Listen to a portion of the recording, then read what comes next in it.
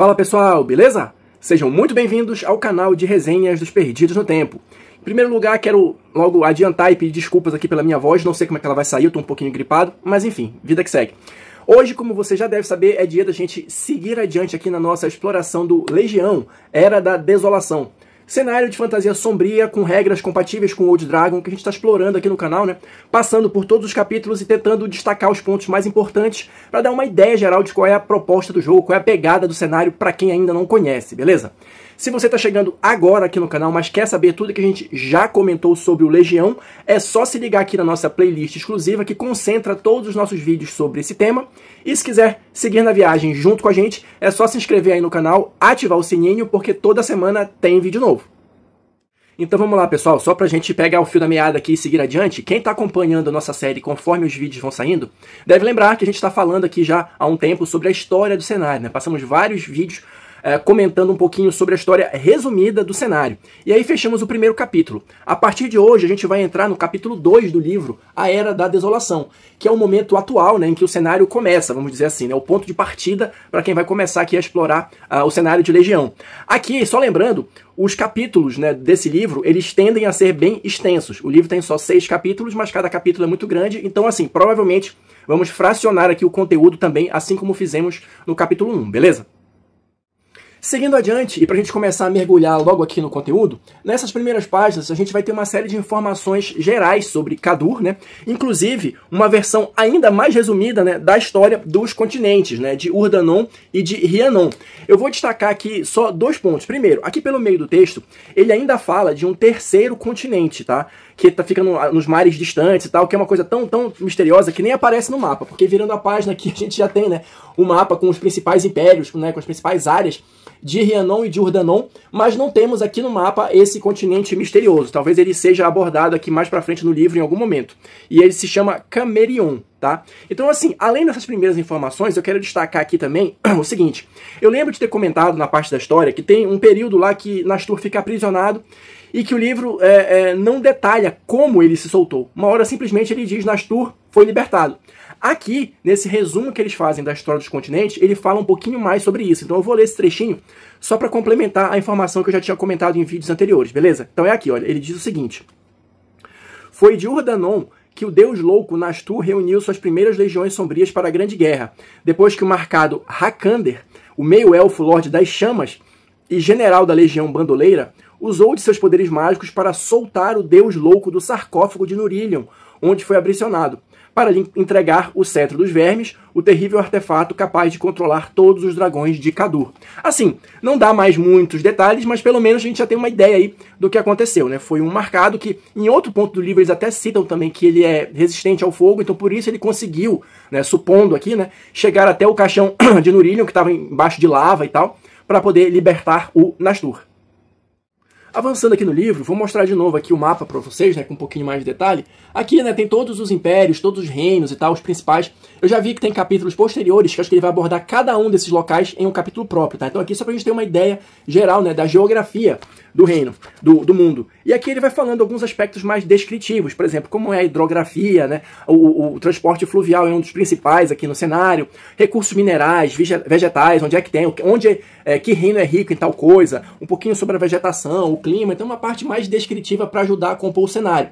Também um pouquinho sobre a organização, né? Então aqui, basicamente, além das famosas vilas, né, e cidades pequeninas, mas de uma maneira geral, aqui em Kadur, as principais formas de organização são as cidades-estado, os reinos e os impérios. Então aqui tem várias divisões que vão adotar essa classificação, né, de reinos, de impérios e tal. Talvez até tenha algumas cidades-estado aqui pelo meio, né? Enfim. Então ele vai dando essas primeiras informações até chegar no ponto em que ele vai falar um pouquinho sobre cada uma das raças de Kadur, né? E é um pouquinho mesmo, geralmente é só um parágrafo pequeno, um ou outro que tem um pouquinho mais de informação, pelo menos nesse ponto aqui do livro, tá? E aqui a gente vai retomar uma classificação que, salvo engano, eu falei, não sei se foi no primeiro, mas um dos primeiros vídeos aqui da série, que é justamente, olha, a questão das crias de Urzoth e os povos da deusa. Então eles fazem essa divisão lá para marcar, vamos chamar assim, os povos bons e os povos maus, né? Estou colocando aqui entre aspas, porque quem acompanhou, né, a história do cenário sabe que não tem ninguém bonzinho aqui, né? É um cenário de fantasia sombria, mas enfim, o próprio povo lá de Kadur adota meio que essa classificação. E aqui ele vai falar um pouquinho sobre cada uma das raças. Eu vou citar algumas só, porque são mais próximas do que a gente está acostumado, né, em cenário de fantasia medieval, e uma ou outra aqui eu vou tecer um pouquinho mais de comentários, até porque, como eu disse, não temos muitas informações sobre elas aqui nesse ponto do livro, beleza? Então vamos lá, para a gente começar aqui o nosso passeio pelas raças, a gente vai ter aqui os humanos, né, que são os mais populosos, né, entre os povos da deusa, como é razoavelmente comum em cenários de fantasia medieval. Temos os anões de Kadur, e temos aqui, olha, os anões das sombras. Aqui eu vou ler só um trechinho para diferenciar os anões das sombras dos anões de Kadur, né? Olha só o que ele diz aqui. Anões das sombras são uma raça autocriada, pois modificaram seus corpos com a arte mágica de seus feiticeiros necromantes. Possuem a pele cinza escura, que tem textura de pedra, o que a torna algo como uma armadura natural. Ou seja, aqui no cenário de Legião, a gente vai ver, né, já citamos alguns, tem várias coisas desse negócio de povos que surgiram a partir de experimentos, a partir de uso de magia e tal. Então aqui é um exemplo dos Anões das Sombras, né, que pelo que o livro coloca, se autocriaram através, né, de modificações feitas pelos feiticeiros necromantes, enfim. Seguindo adiante, aqui a gente vai ter os elfos. E também, como é de costume, tem várias subdivisões aqui, que eu vou só citar rapidinho. Então temos os elfos naramerianos, que são os elfos de pele dourada, olhos vermelhos e cabelos brancos. Temos os altos elfos tarcanianos. Esses aqui são interessantes porque eles compõem a tal da supremacia tarcaniana. A gente comentou aqui durante os vídeos de história. São aqueles elfos que devoraram, literalmente, né, a sua deusa. Então, hoje em dia, nesse momento do cenário, eles têm uma divisão, né? Ele tem uma parte, tem um grupo chamado de devoradores, que foram aqueles que consumiram a carne da deusa Ilandra, e temos os desertores, que foram aqueles que se recusaram a participar desse crime. Essa galera é meio complicada, tá? Eu acho que a gente vai explorar eles um pouco melhor em capítulos futuros, mas é uma galera meio esquisita. Temos também aqui os elfos cinzentos, os elfos das florestas, né, já mais comuns, e temos também, olha, os elfos das ondas, de pele azul e afinidade com o mar, elfos do deserto, elfos do Ártico, enfim, provavelmente uma série de outras subdivisões aqui que você queira, de repente, incorporar na sua história, acho que cabe aqui. Temos também na sequência os grises, olha só, os grises, eu acho que meio que vieram substituir aqui os gnomos ou alguma coisa assim, porque olha só, é o que eles dizem aqui. Pequenos falantes e jocosamente ranzinzas, estes humanoides vivem em regiões férteis, cultivando alimentos e constantemente ampliando suas coleções de itens bizarros. E uma característica aqui é que eles são menores que um anão e têm olhos esbugalhados. Eu vou mostrar um desenho daqui a pouco para vocês. Temos também aqui na sequência os voldas, que são meio gigantes, né? E temos aqui também algumas crias de Urzote, que são mencionados aqui. As feras do pântano e os Tenebron. Os Tenebron, eu confesso que eu estou meio na dúvida. Não sei se eles são considerados crias de Urzote ou povos da deusa. Porque, salvo engano, acho que você pode jogar com Tenebrons. Não sei, tá? E esses Tenebrons, eles são, eu citei eles também durante os vídeos sobre a história do cenário, eles são guerreiros imortais imunes a efeitos mágicos e são feitos com corpos de partes de mortos-vivos. Ou seja, eles podem se remendar depois das batalhas, pegando partes de outros corpos aqui e reparando o que eles perderam. Um negócio meio bizarro também, né? Mas enfim. Então temos aqui, olha, um pouquinho, né, para dar uma ideia geral dessas primeiras raças. Olha, tá aqui os grises, né? Com os olhos esbugalhados, os anões das sombras, os voldas e os tenebron, que são os que mais diferem, né, do que a gente está acostumado em cenários de fantasia. Mas não são somente essas raças que estão presentes aqui. O livro ainda cita aqui halflings, né?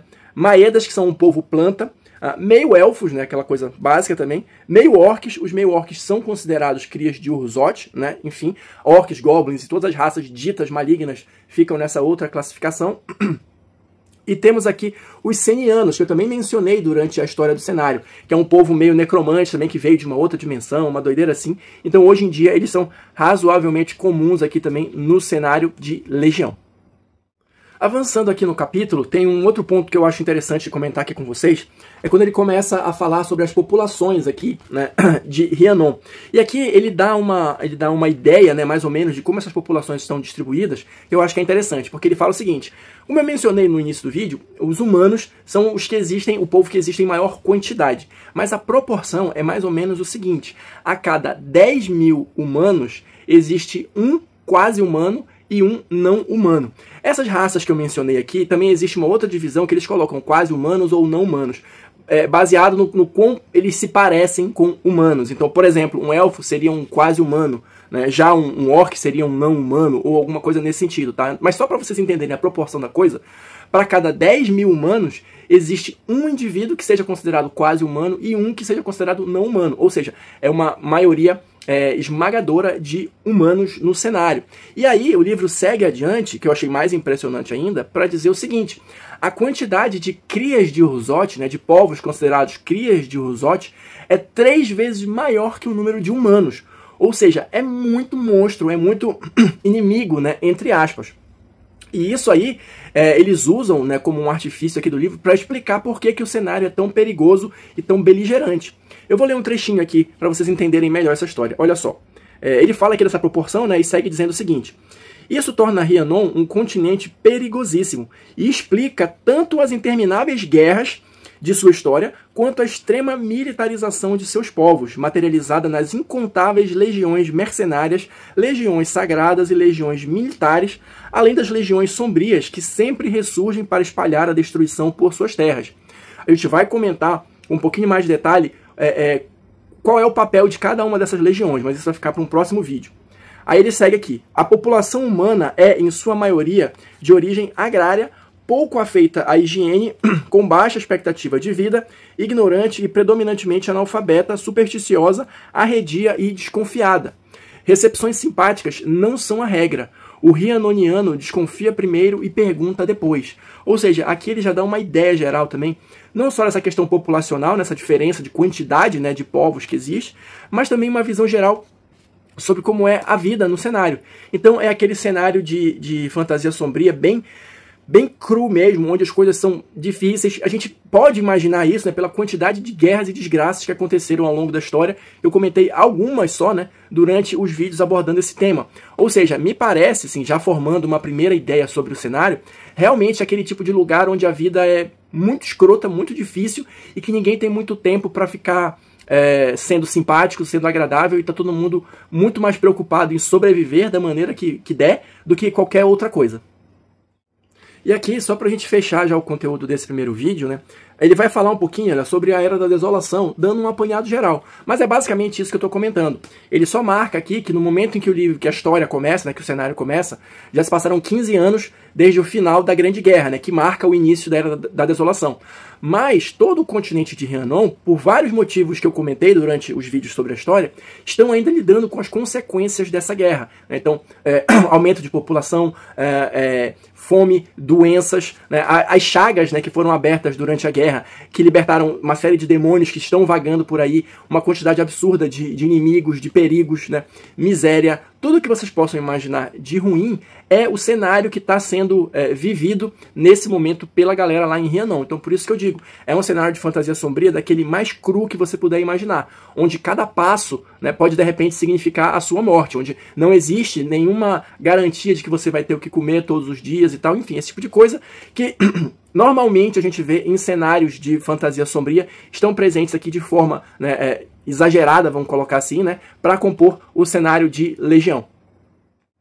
Então é isso, pessoal, vou ficando por aqui, fechamos o nosso primeiro vídeo sobre o capítulo 2, né, do Legião. Ainda vamos continuar falando desse capítulo no próximo vídeo, então se você não quiser perder, já se inscreve aí no canal, ativa o sininho. E no mais, quem assistiu o vídeo até agora, muito obrigado, deixa aí o seu like, seu comentário pra gente continuar batendo papo, e a gente se vê na próxima resenha.